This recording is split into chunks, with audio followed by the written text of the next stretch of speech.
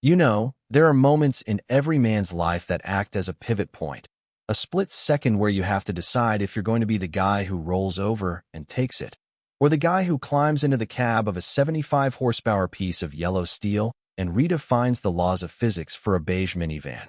For me, that moment didn't happen in a boardroom or a battlefield. It happened on a quiet, sun-drenched street in the suburbs of Ohio, with the smell of diesel exhaust in my nose and a heart hammering a rhythm of pure, unadulterated adrenaline against my ribs. But to really understand why a gainfully employed, generally pacifist software engineer like me ended up waging mechanized warfare against a neighbor's Toyota Sienna, you have to understand the dream, and you have to understand Brenda. It started the way most American tragedies do, with a mortgage. I had just closed on my first house in a neighborhood called Oakwood Estates, and after 12 years of renting shoebox apartments where the view was usually a brick wall or a dumpster, this place felt like a palace. I'm a code monkey. I spend my life in a dark room wrestling with logic errors and missing semicolons. So my dream wasn't a fancy car or a boat. It was a backyard, a patch of green earth that was legally mine, a place where I could build what I called protocol paradise. I had the blueprints sketched out on napkins, a multi-level composite deck the color of good bourbon, a flagstone patio, a built-in gas fire pit, and the crown jewel, an outdoor kitchen with a granite countertop big enough to land a helicopter on. For the first week, I was living in a state of delusional bliss, eating pizza on the floor of my empty living room and staring out the back window at the weeds, superimposing my vision over the crabgrass, feeling like the king of my own little quarter-acre kingdom. Then the letter arrived. It wasn't mailed, which is always the first red flag. It was taped to my front door with an aggressive amount of clear packing tape, sealed in a heavy, cream-colored envelope that felt expensive and judgmental. It bore the embossed crest of the Oakwood Estates Homeowners Association, and when I opened it, I expected a welcome to the neighborhood flyer, maybe a coupon for a local pizza joint. Instead, what I got was a masterclass in passive-aggressive warfare. Dear resident, it began, which is a great way to say we know you live here, but we don't care enough to learn your name. We noticed your grass has exceeded the maximum permissible height of 3.5 inches as per bylaw 6.2, and your municipal waste receptacles are currently visible from the street on a non-collection day, which is a violation of bylaw 8.4. I looked out the window at my trash cans, which were tucked discreetly behind a bush, and realized I was dealing with people who probably measured grass with a laser level. But the kicker, the sentence that made my stomach drop, was highlighted in neon yellow at the bottom. Please be reminded that all exterior modifications, including decks, patios, and landscaping, require pre-approval from the Architectural Review Committee, or ARC. Failure to comply will result in daily fines and a stop work order. I slumped against the wall, looking at my napkin sketches, realizing my dream had just run headfirst into a wall of red tape, and I didn't know it yet. But the architect of my misery was watching me right then. I met her 2 days later while I was wrestling with a lawnmower in the front yard. I felt that prickle on the back of your neck, that primal sense that you're being hunted, and I looked up to see a woman standing on the porch across the street. She was in her mid-50s, wearing a powder blue cardigan despite it being 80 degrees out, holding a magazine that she clearly wasn't reading because her eyes were locked on me like radar lock on a fighter jet. This was Brenda. She marched across the street, and I don't say marched lightly. She moved with the terrifying purpose of a woman who has never been told no in her entire life. Hi there, she chirped, the voice sickly sweet, but with a metallic undercurrent. I'm Brenda. I'm the HOA treasurer, and I sit on the ARC board. Just wanted to welcome you and make sure you got our little reminder. I got it, I said, wiping grease on my jeans, trying to play nice.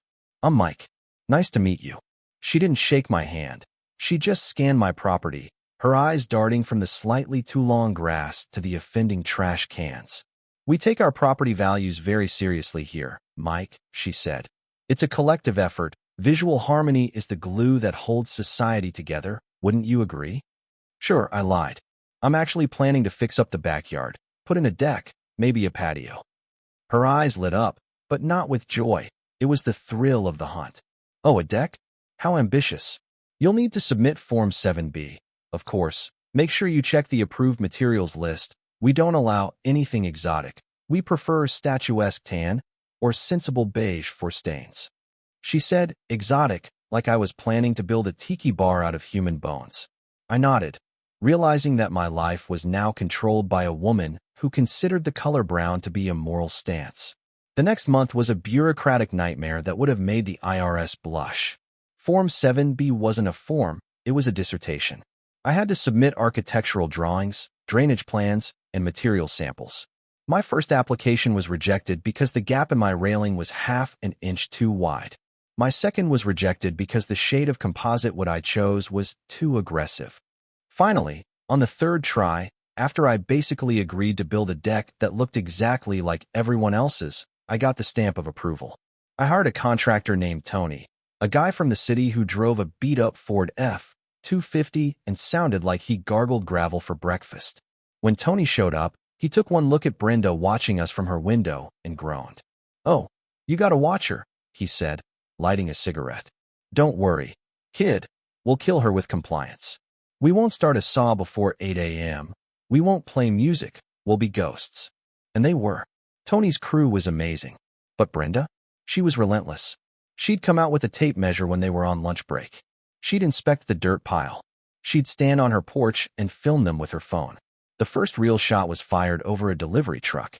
The composite decking was arriving on a massive flatbed, and our street is wide, but Brenda's side of the street has a red curb, a designated fire lane. The driver pulled up, and to angle the forklift in, his back tires crossed into the fire lane by maybe 2 feet. He hadn't even put the truck in park before Brenda burst out of her house like a beige missile. "You cannot park here," she shrieked, phone already recording. "This is a fire lane. Section 9, subsection C, no stopping or standing for any reason whatsoever." The driver, a big guy who looked like he wrestled bears for fun, looked down at her and said, "Lady, I'm going to be 5 minutes." "I am calling the police," she yelled. "Move it now or face the fines." To save the poor guy a headache, I asked him to move. He had to park in the middle of the street and hand carry the heavy boards an extra 50 feet, sweating and cursing, while Brenda stood on her porch with her arms crossed, a smug little smile plastered on her face. "For any reason whatsoever," she had said. Remember that. The war escalated quickly after that. A week later, Tony was digging post holes for the deck foundation, and my next-door neighbor, Jim, a retired guy who basically lived on his patio with a cooler of beer, was watching the progress. Jim was great. He waved, yelled, "Looking good, Mike," and offered the crew Gatorades. Suddenly, click-clack, click-clack, here comes Brenda. She walked right up to the property line and pointed at the dirt. "Stop digging," she commanded. "What now, Brenda?" I asked, my patience fraying like an old rope. "You are causing soil erosion that threatens my prize-winning azaleas," she declared. I looked at her azaleas. They were 50 feet away, across the street, behind a concrete driveway. Unless I triggered a tectonic plate shift, her flowers were safe. "Brenda, that's physically impossible," I said. "The bylaws state any excavation requires a root barrier if it puts neighboring vegetation at risk," she recited. "Lady," Tony said, leaning on his shovel, "I'm digging a 12-inch hole, not the Panama Canal. I will issue a stop work order," she threatened. To shut her up, I paid Tony an extra $200 to install a silt fence, a useless black fabric wall, just to appease her. She watched the installation with that same smug grin. It wasn't about the flowers. It was about bending me to her will. But the breaking point, the moment I decided that peace was no longer an option, came 3 days later. I walked into my kitchen at 6 a.m. to get coffee and saw that my newly leveled sand base for the patio, which Tony's guys had spent all day compacting, was a swamp. A muddy, soupy mess. I looked out and saw a majestic arc of water sailing over the street from Brenda's yard, landing with sniper-like precision right in the middle of my construction site. I marched outside. The sky was blue, the birds were singing, and Brenda was watering her petunias.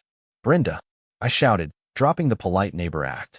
"Your sprinklers are flooding my patio." She looked up, feigning surprise. "Oh dear, is the wind carrying it? I'm on a city-approved conservation schedule. Mike, I can't turn them off. It would reset the cycle and waste water. Think of the environment." The environment. She was weaponizing eco-friendliness. I didn't say another word. I walked back to my garage, grabbed my industrial-grade garden hose, screwed on the high-pressure jet nozzle, and dragged it to the curb. At 7 a.m., her sprinklers turned off. At 7:01 a.m., I turned my hose on full blast.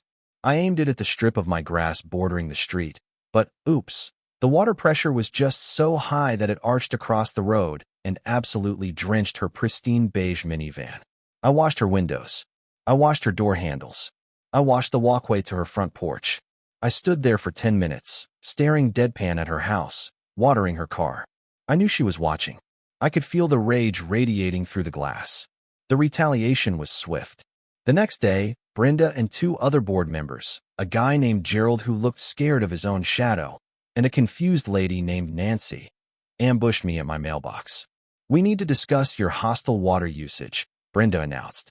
"And frankly, the porta potty your crew is using is partially visible from the street, which is an aesthetic violation." "The porta potty is behind a screen," I argued. "And you flooded my property first." "That's irrelevant," Brenda snapped. "Because of your pattern of disruption, the noise, the dirt, the fire lane violation, we are instituting a new rule.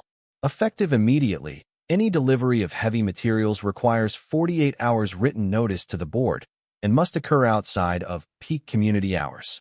That means no deliveries between 8 to 10 a.m., 12 to 2 p.m., or 4 to 6 p.m. She smiled. It was a trap. She knew my biggest delivery was coming next Tuesday, the granite countertop for the kitchen. It was huge, heavy, and expensive.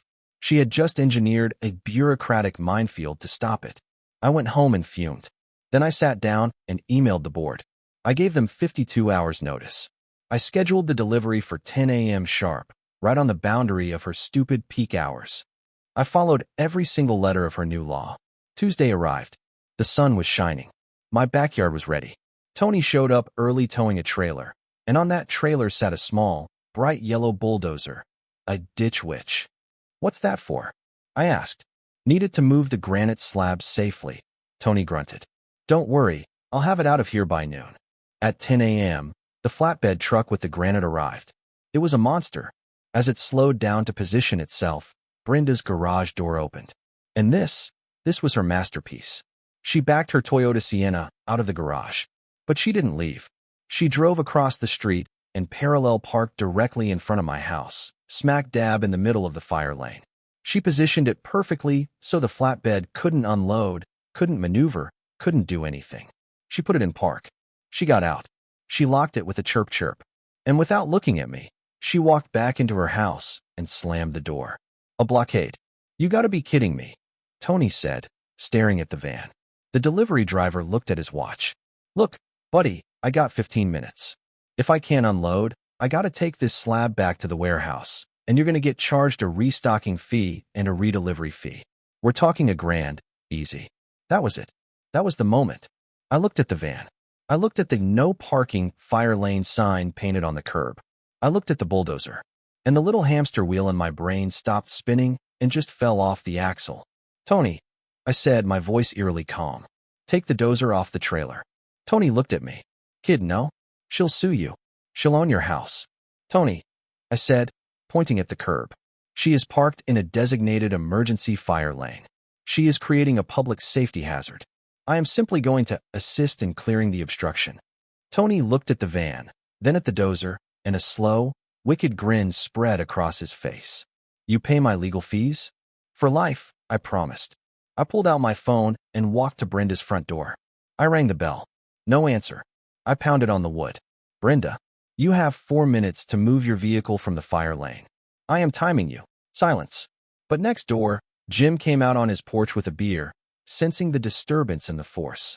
He looked at me, looked at the dozer, and raised his can in a silent salute. I walked back to the street. 3 minutes. I yelled. Tony was in the operator's seat, engine idling. The delivery driver was filming on his phone, muttering, "No way, no way." 1 minute. Nothing. She was calling my bluff. She thought I was weak. She thought the rules protected her, even when she broke them. "Time's up," I said. "Tony, clear the lane." Tony revved the engine. The diesel roar shattered the suburban quiet. He lowered the heavy steel blade and approached the minivan with the delicacy of a surgeon. He lined it up perfectly against the side panels. And then he pushed.